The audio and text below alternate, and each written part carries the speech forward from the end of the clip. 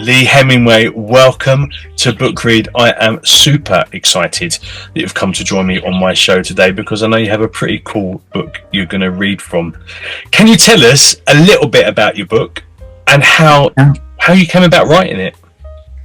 Right, well, the book is called Ramenil, an alien crime story. It's a novella. It's my first novella.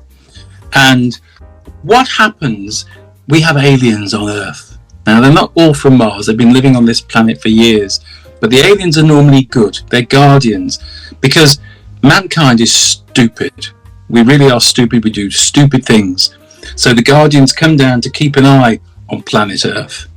What happens when you get bad aliens on that want to try and destroy everything? The good aliens, the guardians, have to protect and get rid of them. So this story is about a good alien called Ramenil who sees something. I won't tell you everything. He sees something, he gets hit, and his whole programming goes completely AWOL. And as a revenge act, he starts to kill people. Now, the trick is, why is there a teddy bear in this book? Because the teddy bear is like his calling card. And he saw at the beginning of the book a sweet shop, which was in New York, and it had two bears in at the time of Teddy Roosevelt, which was a true story where they tied a bear to a tree so he would kill it. He said, I'm not going to kill a bear. So this woman made these bears. They weren't called teddy bears at the time, but these bears. And this Ramenil guy sees them and he goes, and it sort of starts to whir his brain. So let me tell you a little bit about it. It is a life-observing mission takes a tragic turn when Earth's extraterrestrial guardian Ramenil goes rogue. Emily, who is a shy librarian, has a near-death experience that irrevocably changes her life. And Chief Inspector Sam Worral is faced with a string of unexplained killings as the victims begin to pile up. In the middle of it all, and all this mayhem, a teddy bear with an innocent face may hold the secret to solving the riddle. Is there still time for our friend Sam to make a connection? Well, here's one little bit of a chapter for you. It's chapter 10. It's Mariana with Ramenil. Ramenil had eyes that were bottomless. They never showed any emotion, no matter what was presented to him. He arrived at his prearranged location at precisely 28 minutes past 2. He was always precise. His appearance always crisp and clean, and his shoes were always highly polished. At 26 minutes to 3, he walked towards the field gate. At 21 minutes to 3, he entered the field and closed the gate silently. He paced 84 steps in a westerly direction and stopped still. He inhaled the air and glanced around and then looked up at the sky. At 11 minutes to 3, a beam of light struck him on his left shoulder, then slowly moved to a meter in front of him. The density of the light grew. A blue glow emerged from the immediate surroundings, and the branches of the oak tree swayed despite there being no wind or breeze. As he slowly continued to stroll towards the tree with outstretched arms, he heard a crack from the tree in front of him. A branch gave way, and an object fell into his cupped hands. Another bear had arrived on Earth with the ability to carry out what it had been designed to do. The bear extracted the evil, murderous thoughts from Ramenil and would extinguish another human life. It retained the humanoid life force for further examination back on its own planet. The Arg, these are the enemies, were prepared for further action and more harvesting of the human race. The beam ceased and the day carried on as before, oblivious of the precise meeting of the aliens from another region in the universe. As the Guardians looked towards the distant clump of trees, Zordon spied the blue bolts of light hitting the ground. They were closer than ever. Years of searching were finally coming to a positive conclusion. This time, there would be no mistakes. "You'll get him," whispered Zordon. Bron nodded. "That alien misfit is ruining our system. A peaceful normality will return to the Earth after we have eradicated it. And then we shall return to our sector of the universe, because I've had enough here on this stupid planet." Ramenil, unaware of being observed, was far too preoccupied and engrossed with the hue and bolts as they hit the ground. He smiled. This time my battle will succeed. His shoes were mud-caked after walking through the field, and he opened the gate and stopped to wipe both shoes with a newspaper that lay discarded on the pavement. On the front page, an article shouted out, "Is there really life in outer space?" How little these humans know, he thought, as he threw the crumpled, muddy journal in the bin and walked off. He walked for several hours as he plotted, watched, and disliked everything on earth even more. Then his mind instructed him. It was time to approach another female. "Excuse me," he said, in a soft but cold voice. She turned and eyed him up and down.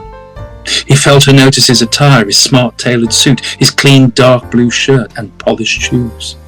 He knew she approved. "Yes," she replied. "I'm going to give you the best time of your life ever. Take you off the planet, so to speak." She was initially put off by his abrupt, full-on approach, yet at the same time she was not frightened nor fazed by his matter-of-fact attitude. She looked into his eyes. "Really? Oh." Minutes passed and she allowed herself to be guided to a flat he knew to be empty across the road from his rented place. She did it without any question and seemed to follow his every instruction. She lay on the couch and he brazenly and gently kissed her neck. She could feel his breath on her skin. She tingled and moved her head very slightly to the left, and he continued kissing her while gently stroking her arm with one finger.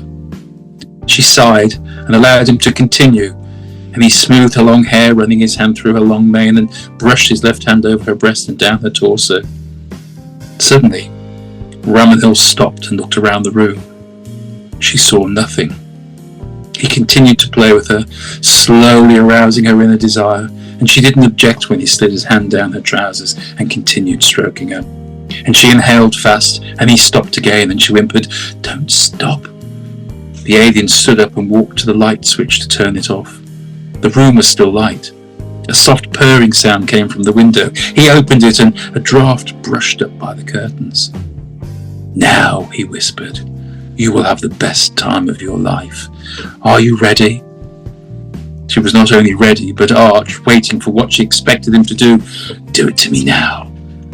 She looked up and froze. It was not what she had expected. The bear smiled and opened its mouth slightly. She did not taste anything, nor feel anything apart from a knot of anxiety and fear that seared around her stomach. She involuntarily placed her thumb in her mouth and pulled on the top lip. Her eyes were wide open. Her heart stopped. She had died in an instant. Ramenil closed the window and dusted himself down.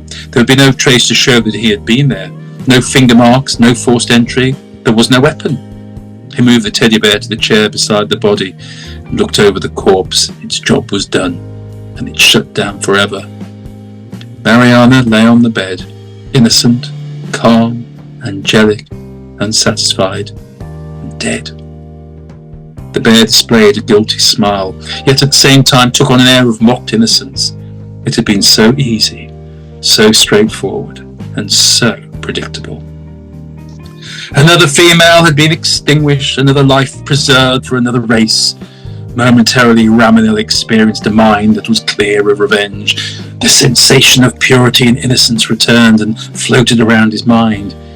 He was for that short time back where he belonged, in a space occupied by the Guardians. Sadly, that feeling did not last, and yet again the urge for revenge re-entered his mind. Due to his transitional confused state, he was unaware that the two Guardians were concealed in the shadow of the house and watched the alien walk away alone. "Too late this time," said Bron. "Again, we were so close. Just a little closer and we'd have interacted with that transitional state and returned him further processing, or at the very least, close him down for good. We are several steps nearer to our objective, though. We have, after all, located him again." Then the two aliens moved out of the shadow and vanished into the night. There had been a call to the station to report a dead body, and Inspector Worral was yet again summoned to the scene of another potential murder. He stared at the corpse. Once again, no sign of violence, and furthermore, nothing to show of any external struggle. She lay calm, peaceful even. Yet something majorly churned away in the inspector's stomach. His sixth sense screamed out, this was a murder. How? Why? Worral turned to his sergeant. What is it with women and bears? Toys are for kids, no? Oh, I've got them in my car, they're in the loft still. What's wrong with that? Says Collins. Absolutely nothing, that's fine. But it's not in your bedroom now, is it? No, I reckon the wife wouldn't allow that. She wasn't impressed when I wanted to keep my Airfix model Lancaster dambuster bomber hanging from the ceiling either. Oh, women, bless them. So they concluded their investigation and turned to leave so that the forensics had more space to continue their work. There would be many photographs and a load of dusting down of the apartment. The inspector asked, who found her? We had a phone call from a Mr. A. Neal. And who is Mr. A. Neal? Think he said he was a neighbour, sir. Where is he now? Don't rightly know, sir, said Collins. He looked down at the rubbed sole of his shoe on the carpet. Well, find him, Sarge. Oh, yes, sir, he said sheepishly. Now, shouted Worral. To be continued. Thank you very much. Ramenil by LEE HEMINGWAY. That's amazing, mate. I can't wait to read that book. So where can people get it? Where is it available? Well, you can have it as a download or that great store in the sky, as my mother used to say, Amazon. And I don't know which bookshops it's in, I can't tell you, but you can get it that way. If you want it signed, send it to me and I'll send it back to you, because I can't sell signed copies as of yet. And I do performances in England.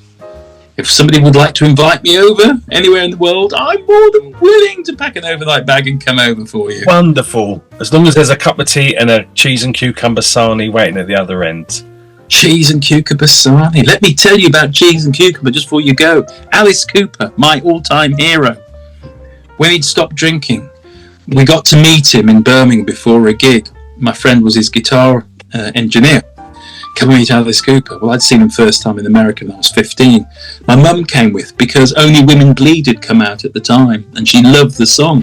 So we met this lovely, nice, quiet little man and we had tea and cucumber sandwiches. Really? In the hotel in Birmingham. Amazing. But that evening, took my mum to see Alice Cooper. Out he came in his full gear. Yeah. And, it's bang, bang, bang. Is that the same man we had lunch with? Yes, mum. Oh, different. Completely. True story. Amazing, mate. Bless him. Well, cucumber sandwiches, the lunch of champions. Absolutely. Rock stars, it seems. LEE HEMINGWAY, thank you so much. People at home, you've met him, you've heard a bit of the book. I know you are now desperate to go and purchase it. You will find on the title page of this interview where it is available from, so I suggest you do that. If you have any questions for the author, please write them in the comment section of this show and I will be back with Lee H very soon to answer your questions personally. So make sure you share, you like, you comment, you subscribe and you ask your questions in the comment sections of this show. Lee, thank you so much. We are in touch and we will do a Q&A about this book very shortly. My pleasure. Thank you for being part of Book Read, mate. You take care. Thank you. Cheers. Bye.